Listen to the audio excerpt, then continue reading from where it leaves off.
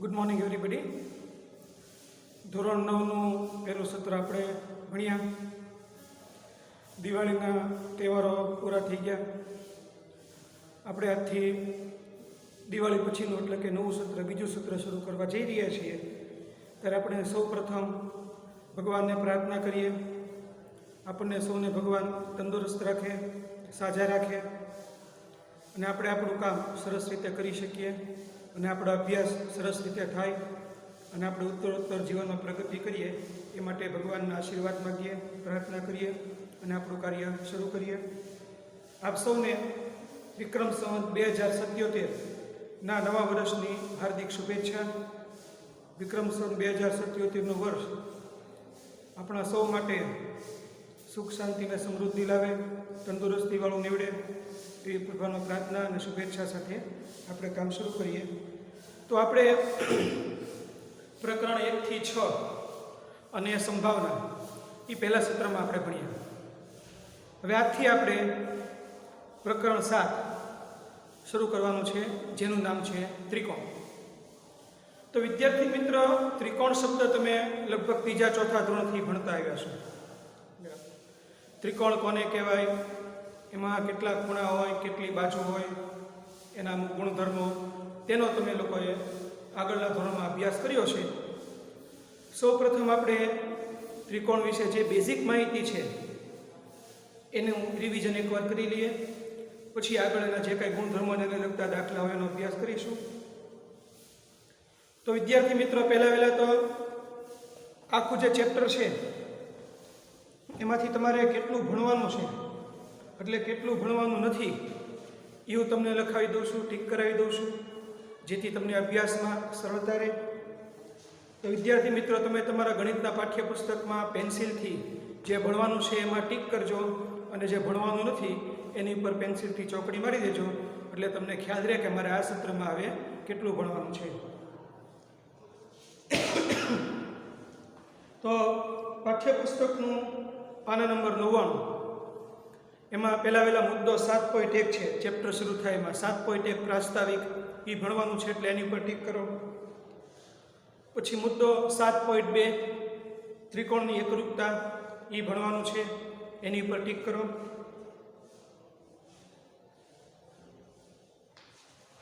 પછી page number 102 ત્રિકોણની એકરૂપતા માટેની શરતો આપી છે, એ ટીક કરી નાખો. પછી પ્રમેય 7.1 એમાં ખાલી પ્રમેયનું જે વિધાન આપ્યું હોય, પ્રમેય શબ્દ આમ તો તમારી માટે નવો છે. પ્રમેયમાં 3 અંગ આવે: પક્ષ, સાધ્ય અને સાબિતી.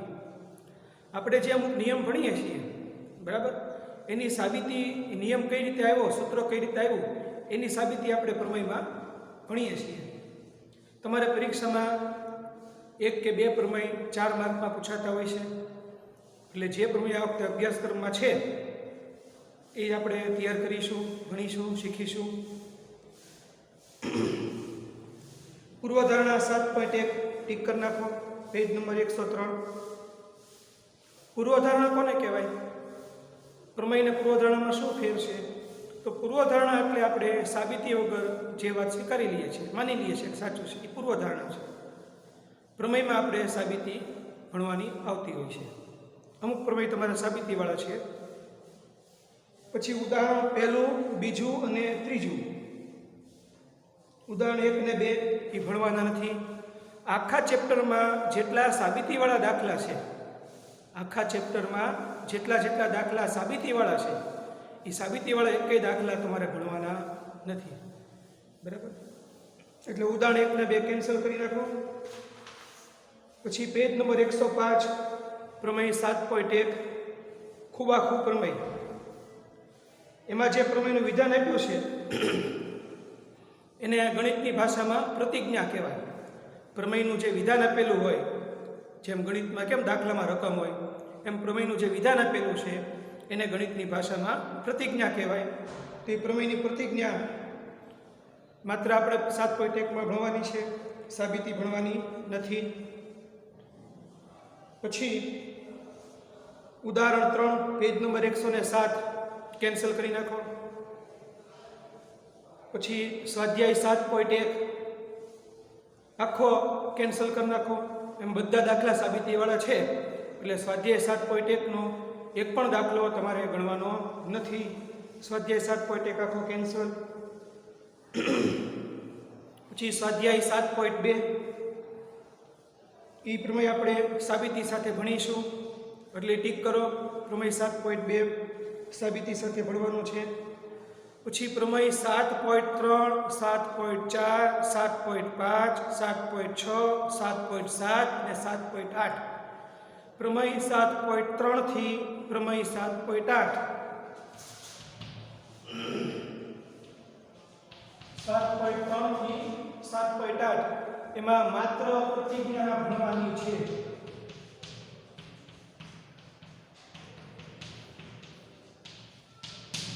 માત્ર પ્રતિજ્ઞા ભણવાની છે. બરાબર. એની સાબિતી પાઠ્યપુસ્તકમાં ભલે આપીએ, આ વર્ષે તમારે ભણવાના નથી. એટલે આ ચેપ્ટરમાંથી તમારે ફક્ત 7.2 પ્રમેય એક જ તૈયાર કરવાનો રહેશે. પછી ઉદાહરણ 4 5 અને 6 સાબિતીવાળા છે એટલે કેન્સલ કરી નાખો. ઉદાહરણ 4 5 અને 6 સાબિતીવાળા છે એટલે કેન્સલ કરી નાખો.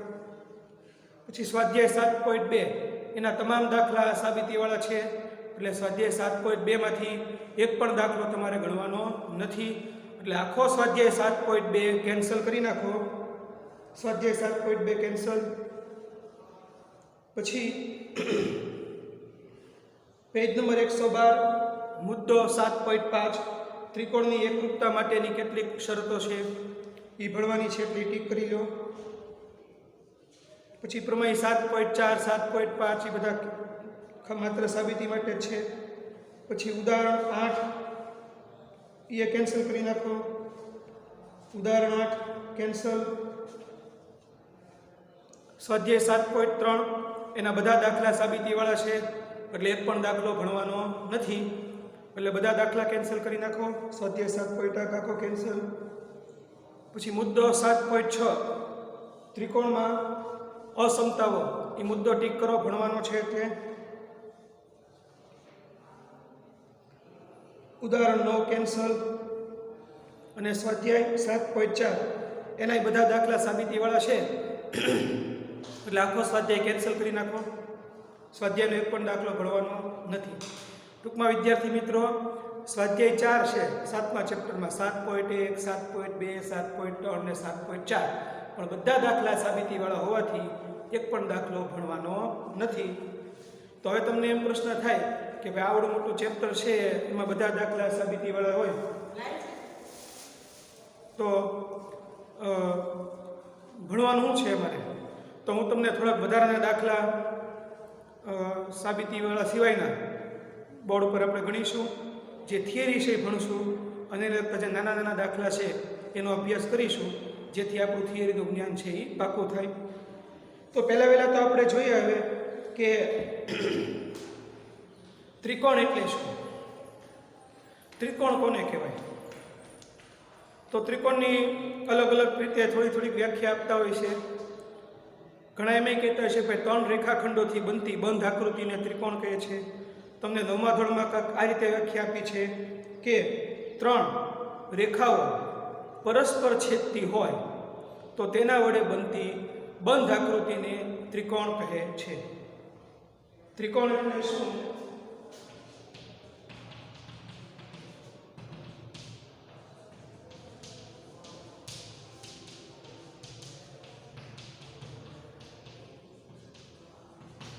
પરસ્પર છેદતી 3 રેખાઓ વડે બનતી બંધ આકૃતિને ત્રિકોણ કહે છે.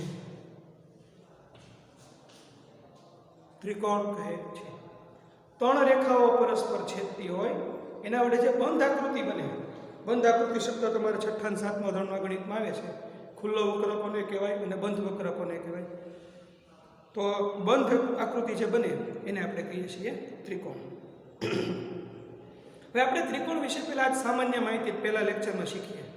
ત્રિકોણના ખૂણા કેવી રીતે નક્કી કરાય, ત્રિકોણને કેટલી બાજુ હોય, એને નામ કઈ રીતે અપાય, ત્રિકોણમાં વિકર્ણ છે કે નહીં, ત્રિકોણને અંગ કેટલા હોય, સામેની બાજુ કોને કહેવાય, બરાબર, ખૂણાની પાસેની બાજુ કોને કહેવાય, તે બધું આપણે પહેલાં જોઈએ.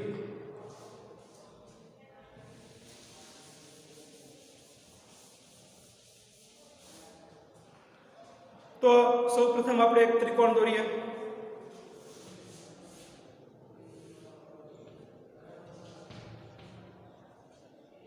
એને નામ આપીએ ABC. ત્રિકોણ દોર્યો, એને આપણે નામ આપ્યું ABC. ત્રિકોણને ખૂણા કેટલા હોય તે આપણે જાણીએ છીએ કે ત્રિકોણને 3 ખૂણા હોય. ત્રિકોણને ખૂણા કેટલા હોય? 3. 3 ખૂણા ક્યાં ક્યાં છે?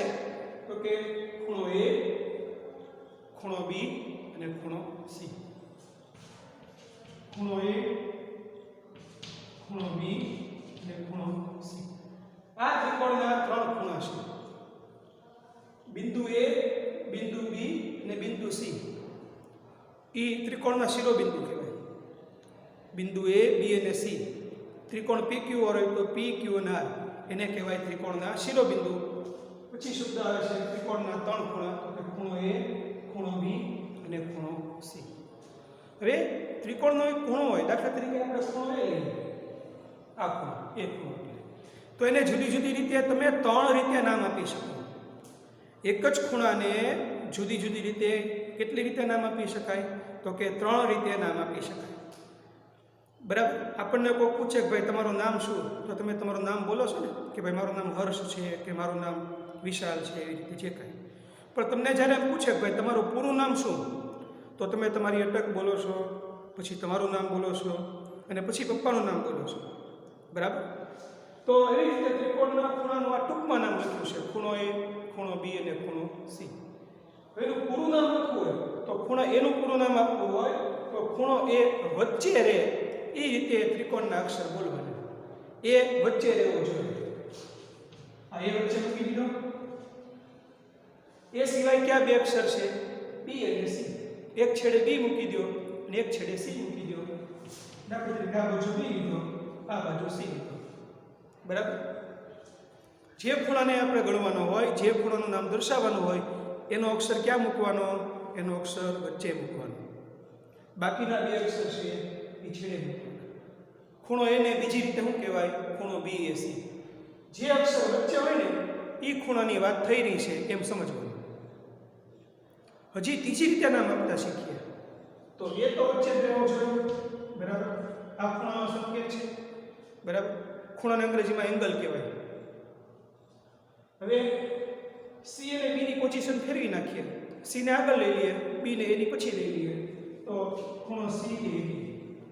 આ એને નામ આપવાની ત્રીજી રીત. ત્રિકોણને ખૂણાનું એક જ ખૂણાનું અલગ અલગ 3 રીતે આપણે નામ આપ્યું. ખૂણો A, ખૂણો BAC અથવા ખૂણો CAC. એવી રીતે ખૂણા B નું બીજા 2 નામ આપીએ. તો હવે ખૂણા B ની વાત કરી છે એટલે B ને વચ્ચે લઈ લેવાનું. B વચ્ચે લઈ લો તો બાકી કયા 2 અક્ષર રહ્યા? A અને C.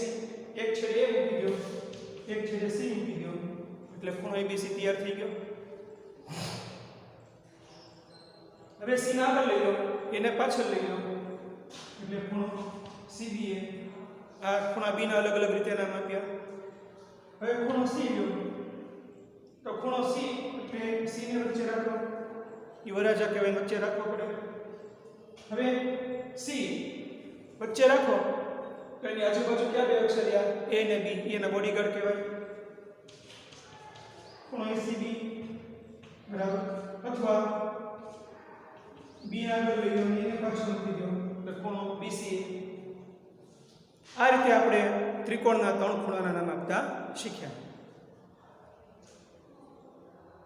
હવે આપણે ત્રિકોણની 3 બાજુઓ જોઈએ. ત્રિકોણની 3 બાજુઓ.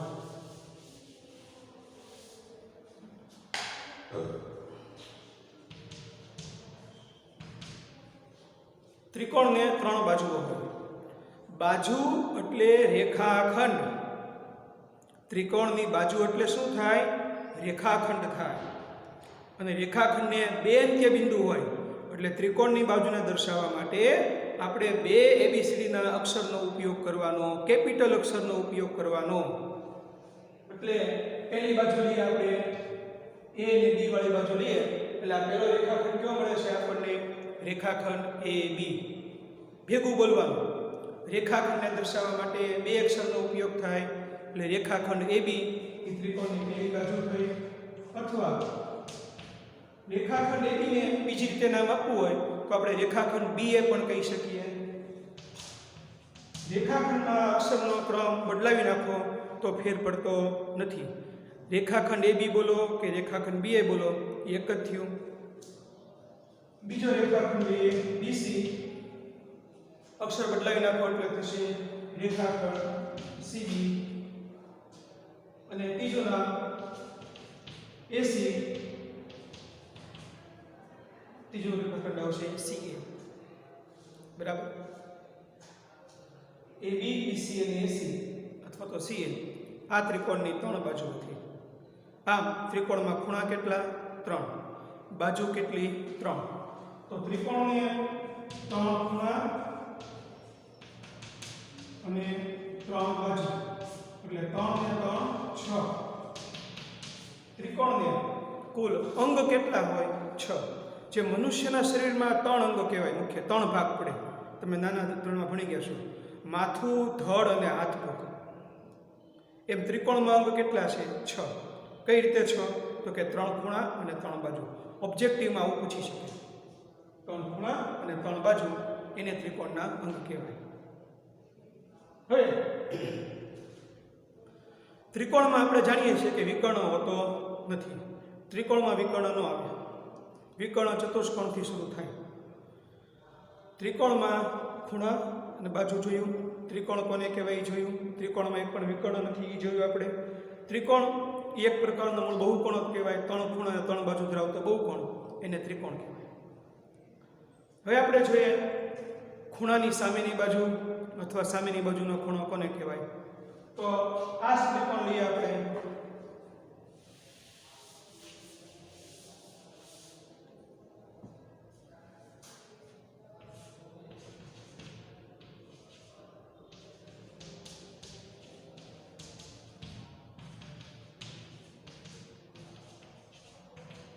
ખૂણા A ની સામેની બાજુ, ખૂણા B ની સામેની બાજુ અને ખૂણા C ની સામેની બાજુ. હવે જો ખૂણો A છે એની સામેની બાજુ કોને કહેવાય? તમારે આનો દાખલામાં ઉપયોગ આવે છે. 10મા ધોરણમાં તમે ત્રિકોણમિતિ ભણશો એમાં એનો ઉપયોગ આવે છે. સામેની બાજુ અને પાછળની બાજુ નક્કી કરતા શીખવાનું. તો ત્રિકોણમાં ખૂણો A છે એની સામે કઈ રેખાખંડ પડે છે? તો કે રેખાખંડ BC પડે છે. એટલે ખૂણા A ની સામેની બાજુ કઈ કહેવાય? રેખાખંડ BC. આ બાજુ છે એટલે એને રેખાખંડ વડે દર્શાવવાનું. ખૂણો છે એની સામેની બાજુ રેખાખંડ BC. બીજી એની સહેલી રીત છે. ત્રિકોણમાં અક્ષર ક્યાં છે? તો કે ABC. ખૂણા A ની સામેની બાજુ નક્કી કરવી તો એને ધ્યાનમાં નહીં લેવાનું. બાકી જે વધે એ ત્રિકોણની ખૂણાની સામેની બાજુથી. તો ખૂણા A ની સામેની બાજુ કઈ કહેવાશે? BC. હવે ખૂણા B ની સામેની બાજુ તો B ની સામે કયો રેખાખંડ આવે છે? AC. એટલે રેખાખંડ AC ને ખૂણા B ની સામેની બાજુ કહેવાય. B ની સામેની બાજુ ગણવી તો B ને ધ્યાનમાં નહીં લેવાનું. એટલે રેખાખંડ AC.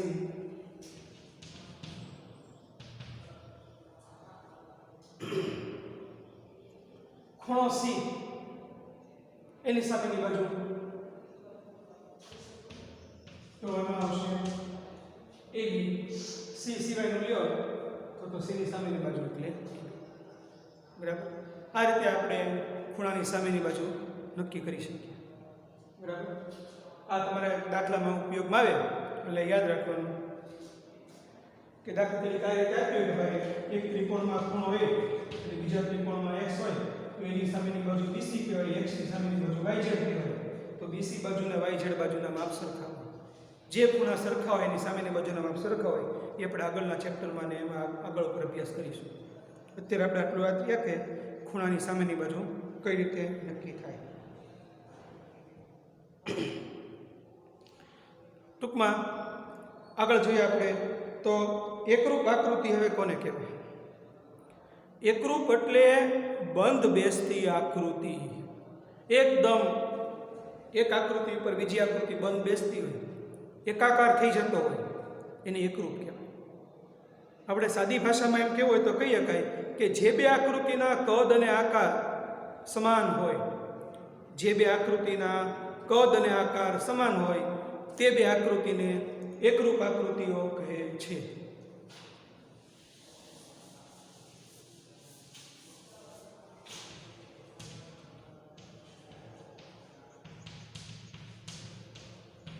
એકરૂપ આકૃતિઓ કદ અને આકાર સમાન હોય તેવી બે આકૃતિને શું કહેવાય?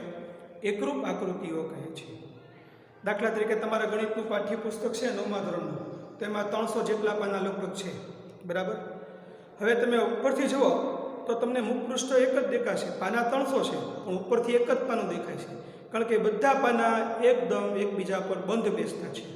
તો ગણિતના પાઠ્યપુસ્તકના 9મા ધોરણના ગણિતના પાઠ્યપુસ્તકના 2 પાના છે એ એકરૂપ આકૃતિના ઉદાહરણ કહેવાય, બરાબર? બીજું ઉદાહરણ લઈએ આપણે. દાખલા તરીકે એક પાનાની કેટ છે, પત્તાની કેટ. એક જ પત્તાની કેટ હોય, એમાંથી આપણે 2 પાના લઈએ તો એ બંને પાનાના કદ અને આકાર સમાન હોય છે. તે 2 પાના એકરૂપ આકૃતિના ઉદાહરણ આપણે કહી શકીએ. વ્યવહારમાં આવા તમને અસંખ્ય ઉદાહરણ મળશે કે જે એકરૂપ આકૃતિના હોય છે. પણ જો બે આકૃતિમાં આકાર સરખા હોય પણ કદ જુદા જુદા હોય તો એને એકરૂપ ન કહેવાય. એ આપણે 10મા ધોરણમાં ભણશું, એને આપણે સમરૂપ કહીશું. અત્યારે આપણે એટલું યાદ રાખવાનું કે ભાઈ એકરૂપ આકૃતિ કોને કહેવાય? તો કે કદ અને આકાર બંનેમાં સમાન હોય તેવી આકૃતિને એકરૂપ આકૃતિ કહે છે.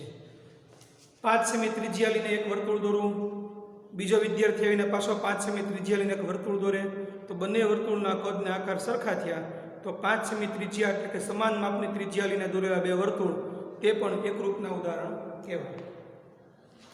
બધી રીતે સમાન એટલે કે માપ અને કદ બંને સરખા હોય તેવી આકૃતિને એકરૂપ આકૃતિ કહે છે. તો વિદ્યાર્થી મિત્રો, આજે આપણે અહીંયા સુધી ભણીએ. આજે આપણે ત્રિકોણ કોને કહેવાય, એના શિરોબિંદુ, 3 ખૂણા, 3 બાજુ, એકરૂપતા કોને કહેવાય, એકરૂપ આકૃતિ કોને કહેવાય એનો અભ્યાસ કર્યો. બેઝિક માહિતી ત્રિકોણ વિશે ભણ્યા. આગળનો અભ્યાસ આપણે પછી કરીશું. Thank you very much.